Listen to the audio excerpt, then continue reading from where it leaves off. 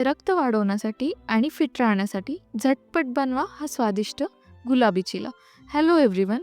तर आज आपण बनवूया बीटरूट चिला. यासाठी मी एक बीटरूट खिसून घेतलेला आहे. त्यामध्ये आपण घालूया 1 कप नाचणीचं पीठ, त्यासोबतच अर्धा कप बेसन, अर्धा कप ज्वारीचं पीठ आणि यामध्ये आपण चवीनुसार मीठ घालूया. यानंतर यामध्ये घालू जिरं पावडर, धना पावडर आणि थोडासा गरम मसाला. यासोबतच लाल तिखट तुम्हाला जमेल. यानंतर मी घेतलं आहे अर्धा ग्लास पाणी आणि याला आपल्याला चांगल्या प्रकारे मिक्स करून घ्यायचे. इथे मी विस्कने याला चांगल्या प्रकारे मिक्स करून घेते. तुम्ही याची कन्सिस्टन्सी मेंटेन करण्यासाठी आणखी हवं तितकं पाणी यूज करू शकता.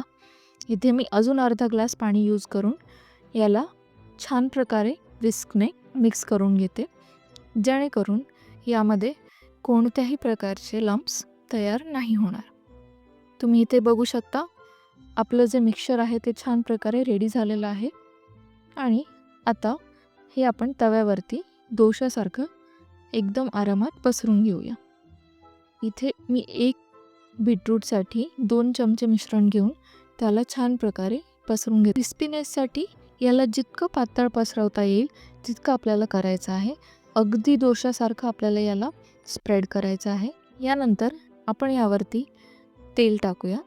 तुम्ही इथे तुपाचाही वापर करू शकता. त्यानंतर आपण यावरती तीळ टाकूया आणि 5 मिनिटानंतर आपल्याला याला परतवायचं आहे. गॅस हा मध्यमच ठेवायचा आहे आणि इथे आपला बीटरूट चिला अगदी रेडी आहे.